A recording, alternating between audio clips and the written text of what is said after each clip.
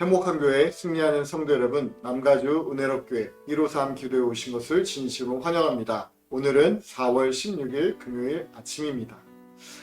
이렇게 또 오랜만에 만나 뵙는 것 같습니다.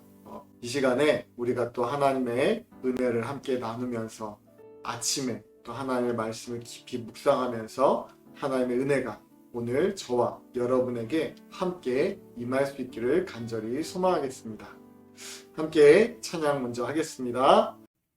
네, 오늘 본문 말씀은 시편 109편 1절부터 31절까지의 말씀을 같이 보도록 하겠습니다. 시편 109편 1절부터 31절까지의 말씀. 내용이 좀 많이 긴데요. 우리 같이 그래도 이 시간에 천천히 우리 성경을 보면서 우리 함께 말씀을 읽도록 하겠습니다.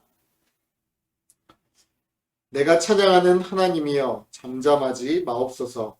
그들이 악한 입과 거짓된 입을 열어 나를 치며 속이는 혀로 내게 말하며 또 미워하는 말로 나를 두르고 까닭없이 나를 공격하였음이니이다. 나는 사랑하나 그들은 도리어 나를 대적하니 나는 기도할 뿐이라.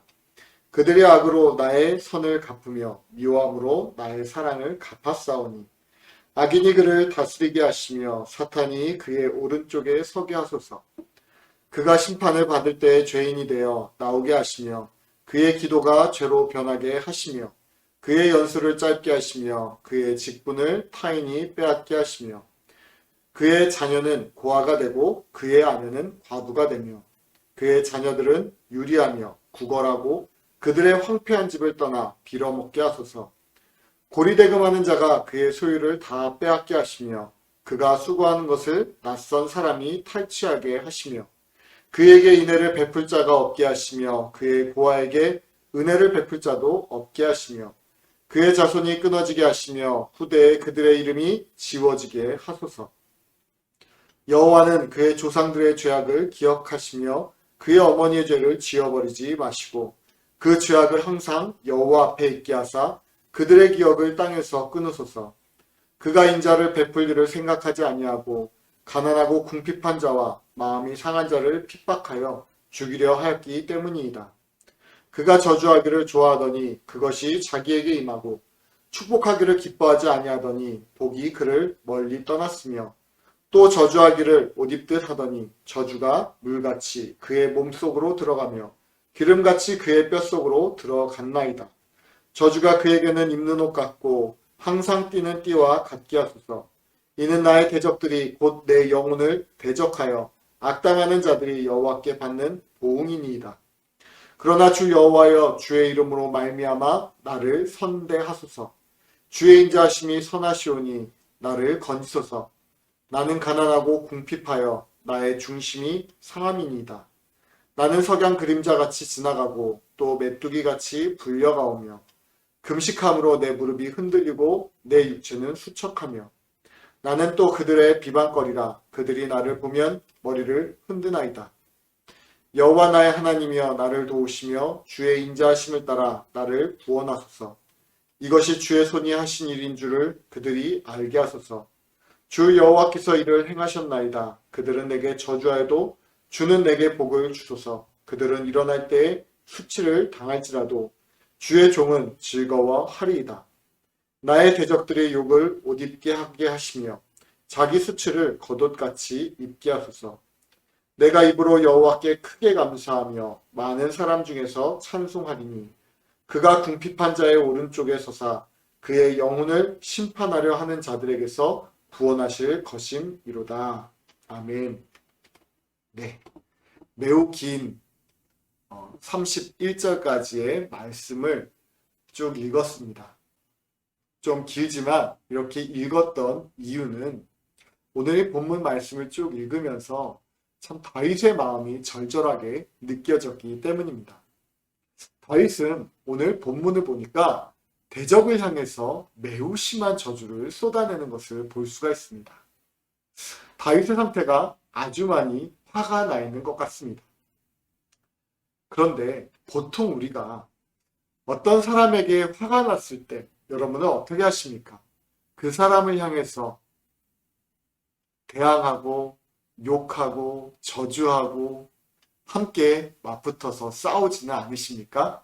그런데 오늘 다윗은 자신을 향해서 저주하고 핍박하고 대적하는 그 대적자들 향해서 함께 맞서 싸우는 것이 아니라 오히려 하나님 앞에 나아가서 하나님께 그를 향한 저주를 쏟아내는 것을 우리가 볼 수가 있습니다.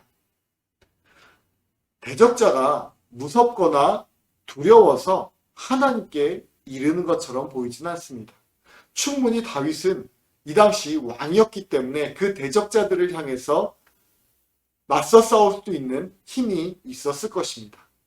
그러나 그가 행했던 것은 맞서 싸우는 것이 아니라 하나님께 오히려 그의 범죄와 그의 악함을 드러내고 그를 저주하며 하나님께 기도하고 있는 것을 우리가 볼 수 있습니다. 그의 저주가 이렇습니다. 그의 대적자에 대해서 어떻게 이야기를 하냐면 이렇게 이야기를 합니다. 악인이 다스리게 하시며 사탄이 그의 오른쪽에 서게 하소서. 그가 심판을 받을 때에 죄인이 되어 나오게 하시며 그의 기도가 죄로 변하게 하시며 그의 연수를 짧게 하시며 그의 직분을 타인이 빼앗게 하시며 심지어 9절에서는 이렇게 이야기합니다. 그의 자녀는 고아가 되고 그의 아내는 과부가 되며 그의 자녀들은 유리하며 부걸하고 그의 황폐한 집을 떠나 빌어먹게 하소서. 얼마나 심각한 이런 저주를 뿜어내고 있는지 볼 수가 있습니다. 이런 저주를 다윗은 왜 그렇게 하고 있을까? 그런 원인은 오늘 본문에서 그가 이렇게 저주하는 원인을 이렇게 이야기합니다. 그들이 악한 입과 거짓된 입을 열어서 나를 치며 속이는 혀로 내게 말한다고 2절에서 이야기하고 있고 또 5절에서는 또 이렇게 이야기합니다. 그들이 악으로 나의 선을 갚으며 미워함으로 나의 사랑을 갚았어. 자신은 선으로 대했는데 그 선을 악으로 갚았다는 것. 자신은 사랑으로 대했는데 오히려 나에게 악으로 갚았다는 겁니다. 너무나 화가 나죠. 나는 다른 사람에게 선을 베풀었는데 그것이 오히려 나에게 악으로 다가왔다. 얼마나 배신감이 느껴지겠습니까? 우리나라 속담에 믿는 도끼에 발등 찍힌다는 말이 있듯이 믿는 사람에게 더욱더 배신당했을 때 그 아픔은 더욱더 클 것입니다. 아마 다윗이 그런 마음에 그런 심정을 가지고 하나님께 기도하는 것 같습니다. 이런 기도, 이런 간구.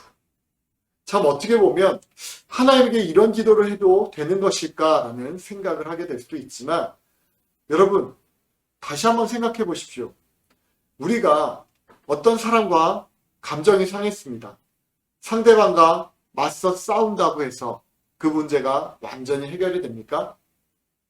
그 사람과 맞붙어 싸우면 모든 것이 클리어하게 깨끗하게 해결이 되었습니까?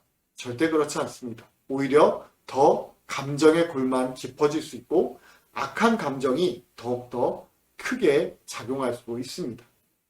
그런데 오늘 다윗처럼 하나님 앞에 나아가서 그에 대해서 심하게 저주를 하고 그에 대해서 심한 악한 말을 이렇게 퍼부은다고 한다면 어떨까요? 하나님은 그의 기도를 들으실 것입니다. 그리고 내가 아니라 하나님이 그를 향해서 직접 보응하실 것입니다.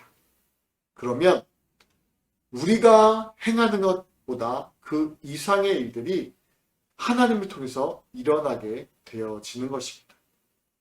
하나님께서는 그를 철저하게 심판하실 것이고 하나님께서는 우리를 더욱더 우리의 손을 더욱더 들어주실 것입니다.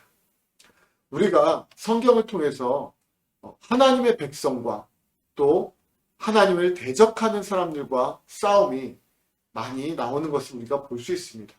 그 쉽게 나오는 것이 우리가 출애굽에서 이스라엘 백성들과 이방인들의 전쟁을 쉽게 볼 수가 있을 것입니다.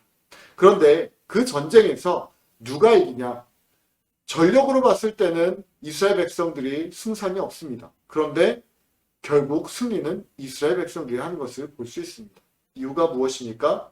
이스라엘 백성들이 싸움을 잘해서가 아니라 하나님께서 그들의 편을 들어주시기 때문이죠. 사랑하는 성도 여러분, 오늘 저는 다윗과 같은 마음으로 하나님께 나아가길 소망합니다. 우리가 세상을 살아가다 보면 힘든 일도 있고 억울한 일도 있고 나를 향해서 비방하고 나를 대적하는 사람들도 분명히 있습니다. 그런데 그런 사람들과 우리가 맞서 싸운다고 해서 우리에게 도움되는 건 아무것도 없습니다. 그럴 때일수록 오히려 우리가 하나님께 나아가서 하나님께 기도하고 하나님께 머물러 있고 하나님께 간구한다면 하나님은 우리의 기도를 반드시 들어주실 것입니다. 우리의 억울함을 풀어주실 것이고 우리를 위해서 맞서 싸우실 것입니다. 그리고 하나님께서 공의의 하나님께서 오늘 우리를 위해서 공정하게 심판하실 줄 믿습니다. 오늘 이 아침에 여러분 억울한 일이 생기셨습니까? 아니면 여전히 마음속에 무거움으로 남아있는 그런 악한 감정들이 있으십니까? 그런 감정들이 있다고 한다면 오늘 이 시간에 우리가 하나님께 기도할 수 있기를 소망합니다. 우리가 하나님께 나아가서 기도한다면 하나님 반드시 우리의 기도를 들어주실 것입니다. 기도하는 것, 또 하나님 앞에 머무는 것, 그것이 우리가 대적자들을 이길 수 있는 방법이고 또 하나님께 나아가서 우리가 마지막에 보니까 오늘 시편 109편 30절에 이렇게 이야기합니다. 내가 입으로 여호와께 크게 감사하며 많은 사람 중에 찬송하리니 라고 말씀합니다. 그렇습니다.